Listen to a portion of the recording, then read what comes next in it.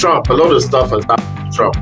Yeah, welcome back to Political Animals. And now we're going to start charting a possible civil war within MAGA.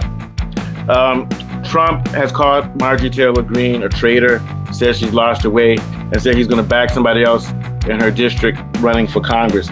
Marjorie Taylor Greene has stood her ground, says she has no problems with Trump, but she wants clarity. She said, we want clarity with the Epstein, but that's not the main thing she's challenged him on. She's challenged him on meeting with, spending more time meeting with foreign leaders, especially of who have dubious credentials that might be terrorist, anti-American, and standing for things which are very harmful to America and don't put America first. So therefore, she's saying that she's challenging him on these things, but she's doing it respectfully. But she wants him to put his focus and live up to his promises of making America great again. Specifically, let's look at the specific things she's gone against him. She stands against him on policy with Israel, saying that there's no reason why AIPAC, which is a foreign entity, should be controlling American policy, especially since it's actually illegal to collect money from foreign entities. I don't know, they probably have some technical legalese to say that AIPAC doesn't constitute a foreign agenda. She also stood up and said that Palestinians should be given visas to come here if they have the money to come here and get treatment. And that's not America helping them. It's just saying, why should we discriminate against Palestinians? And at the same time, she mentioned somebody, a diplomat in Las Vegas who was an Israeli guy who committed a statutory rape, and the government covered him up and let him go. I think they let him get out of the country before he was prosecuted. So she's just saying that it's dangerous for America to be beholden to foreign powers. She's also called him out for meeting with al-Sharaa, who's actually al-Jilani, who has pledged to destroy America in the past and is now the president of Syria, who Trump is close with, basically because he wants to loot their coffers. She's also called him out on the government shutdown and getting rid of SNAP, Obamacare. So this is where you start to see her following her constituents. And if Trump is not following what her constituents want and what the MAGA people want, which is to put America first, she's going to challenge him. Trump is playing him out. A couple of other bigwigs in the MAGA and the Republican Party are saying she's a crazy, deranged woman. But to me, she just sounds like someone who's very smart and wants to get reelected in her district. So she's saying what needs to be said and doing what needs to be said, trying to fight for health care for her people, for Obamacare, and asking for us to pivot away from international focusing on international and geopolitics, especially since it doesn't seem to be helping America and actually seems to be putting us more in danger. So the MAGA followers in general say they still love Trump and they love Marjorie Taylor Greene, and they're basically saying we're not going to get involved. I think if they're saying that already shows you that Trump has lost power, because they're not turning on Trump, but they're also not turning on Marjorie Taylor Greene either. So what you're seeing is a woman who has a lot of power in that thing.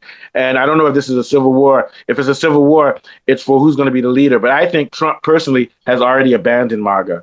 I don't think he cares about them anymore because he's not going to run again. So MAGA belongs to Marjorie Taylor Greene as far as I'm concerned. What do you think, Mr. Kunle? Yeah, I think there's one other major issue that we haven't covered in respect of this breakaway between Trump and MAGA, and that is the issuance of HB1 visas for skilled workers. Trump is saying that he's bringing skilled workers to teach Americans and then they can go back home. And MAGA is saying, no, we train the American workers here to be skilled. Why do they need to go outside? We don't need anybody in. And this fight is actually, although Taylor Greene has hinted at it, this is more of the feelings of MAGA in general, the general MAGA movement, because there's a lot of ordinary people saying this. Trump's approval rating has dropped from 44 to 41%. There is an impending crisis between Marjorie Taylor Greene and Trump. She did complain that when he calls her all these things like a traitor, it affects her safety. She started getting death threats, which she's complained about. The break is slow and painful, but the crack is very visible. There is a very, very visible crack. Trump is beginning to understand the fact that for all his abuse of foreigners and immigrants, they don't have those people that you need in the economy in order to be competitive. And those people are immigrants from the very countries that he's been persecuting. And because of this, America is falling behind Australia and Canada in picking up the best of these immigrants to come to their shores. So they're falling behind. And Trump has begun to realize that that's an actual brain drain there's a brain drain Yeah. based on America is Well, now but let me give you an example. losing. People who live in America now, who are who are from India and China and Japan, they're actually leaving America itself and going to China and going to Saudi Arabia, where there's money for research to advance the sciences because the U.S. is slashed with Trump's Doge cuts and everything, and inflation and poor schools. We can't. So the brain drain has started. Yeah, more like the Yeah, brain yeah. rot. America is going through a Ghana must go era, and it's losing a lot of it. It's going to lose a lot of the things, the very things that make it great. It is Yeah, rejecting because its fears about its white population that's dwindling because the birth rate is yeah, dwindling, and the minority still maintain traditional values that encourage large families yeah. and more professional based hardworking children, more Yeah, but disciplined I think come that's going to out be a of this problem that family. even the MAGA don't understand, though, because the MAGA want immigrants gone and people out. So I don't think they realize that that's actually bad for America. But that's a more subtle policy. Let's get back, though, to the main focus, which is that Trump is doing too much. He belongs to APAC. He belongs to the CIA. He's talking about doing wars with Venezuela and everything. His well, I think MAGA people would be for the tariffs, but that's not working. So it seems like he's lost his way. But once again, I don't think he cares about MAGA anymore. And I think that after he steps down, there's going to be a void. And I don't know if MAGA will survive it or not. And then you've got the Christian right people like what's his name? Who's the vice president of the U.S.? What's that guy's name? Oh, not JD Vance, the other one. So, JD not Vance. Yeah, JD Vance. JD JD Vance. Vance puts on a lot of eye makeup. I wonder about him anyway. He's not a But anyway, likable person. He will no, he's disappear. not. He Yeah, so doesn't I think have the there's going to be a big likability to void. win an election. But I think so. I think that what Marjorie Taylor Greene needs to do is she needs to realize her war is not against Trump now. Her war is to continue building a following in MAGA so that they can compete when Trump steps down. Because if not, they might be losing to the Democrats. So I think she's on the right track, fighting for her constituents and everything. And she's going to have to step up and try to get into Senate or somewhere and try to keep herself clean. But we know American politics is unpredictable, so there'll be some kind of a change. But let's have last thoughts. So what was I going to say? Yeah, it looks like the followers of Trump are still supporting him because they don't want to admit that he fooled them. So that's why they're not turning on him. But once again, they're not turning on Marjorie Taylor Greene either. And I think that as things get worse, and if this Epstein file comes out really bad, and as the economy gets worse, and if Trump doesn't solve these issues, especially with the war in Russia against Ukraine, and he doesn't solve that issue with the Middle East, within a year, by the time he's leaving office, his name will be dirt even amongst MAGA people. What are your thoughts on that? Yeah. Yeah, things are the rift between MAGA and Trump is going to worsen in the short, medium, and long term. His general popularity is fading. The Republican Party is becoming clearly disentangled from its people. They're not seeing eye to eye. They're becoming like the And Democrats. yes, and you see that's the problem is that once you're a Zionist, and you can't come back from that. Forget about whatever's going on in Gaza. It's a thing that cannot be unseen by American people now. That their democracy that they're so proud of is under the control of a foreign power, and that pisses off people who are extremely American, regardless of whether they're racist or not. And that's going to be a fundamental thing. I think that maybe the next election and a half, Americans will still vote for these Zionist politicians, so they don't know what else to do. But they're not going to forget, and it's going to persist. And this is a cancer that they cannot, it's going to grow. They are going, this is the beginning of the end for the Israeli Yes. lobby, as I see it. It's going to worsen. And it's going to lead to political chaos because what's going to happen now is that when all this dying, all this bullshit is over and the U.S. economy is in ruins, now you're going to have a scramble for power. People like Mamdani. So there'll be a bunch of people, but there will and ideas, and it's just going to be confusion in the elections. You understand what I'm trying to say? And you're going to see less and less Americans vote because they're like, this is just ridiculous. So because once if AIPAC falls and this war military industrial complex falls, there has to be a vision for the country after that. You get my point? The solution is for them to vote for independence. Yeah. Independent groups.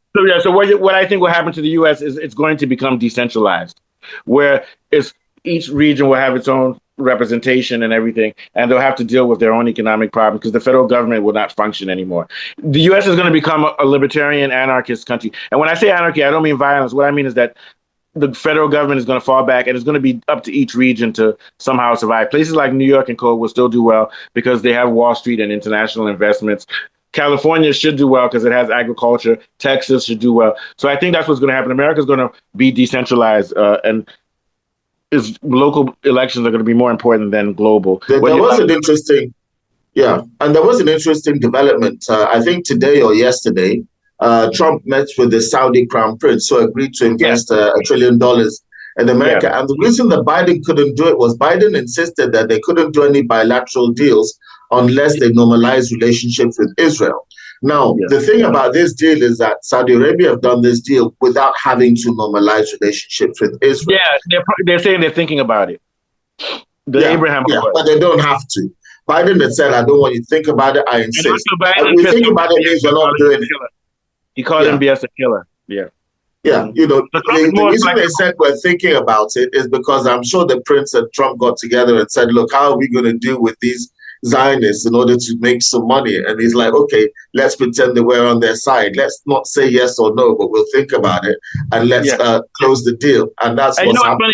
It doesn't matter if Saudi Arabia has relations with Israel, because Saudi Arabia is still strategically, whether they like it or not, through their actions, they're strategically helping Israel because they're fighting the Houthis.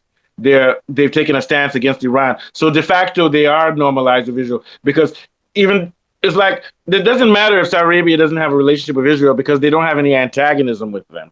And they're not competing. Yeah, they're already subservient to America. They're already U.S. So they're not a problem for Israel. They're doing it as the optics are really for their people because the Saudi Arabian people are not really happy about what's going on, but it's an authoritarian government. It's not a democracy. So the people have no say in what their crown prince decides to say or do. And that's why he's doing that, because even though he knows he lives in an autocratic system, if his people get too pissed off, he can lose his seat of power. So he's doing this to pacify his people. I mean, his people are already living fat off the land. So, I mean, it doesn't take too much to pacify them. If you're that rich, you're not ready to go out and start protesting and risk your life if you've already got a very good life to live. For other people, it's very difficult. I mean, it's down to your religion and other things, not down to the suffering of your people. So even though Saudi Arabia is an autocratic government, their people are living well, so it doesn't matter. So those are the optics. And those optics also help Trump to say that I am not really quite, because then the American people think, well, he did this deal without normalizing relationships with Israel. And they're thinking maybe he doesn't really support Israel, so I trust him a bit more. So that's also helping to allay. Trump is basically playing. It's also false. It's a false lie that he's painting in order to just try to keep a few people still liking him. But it's not really true. Hanging on. He's becoming like a Clinton. He's hanging on, pleasing everybody. All right, so let's get out of here. Very good one. That covers 2 shows at least. So take us out, Kunle.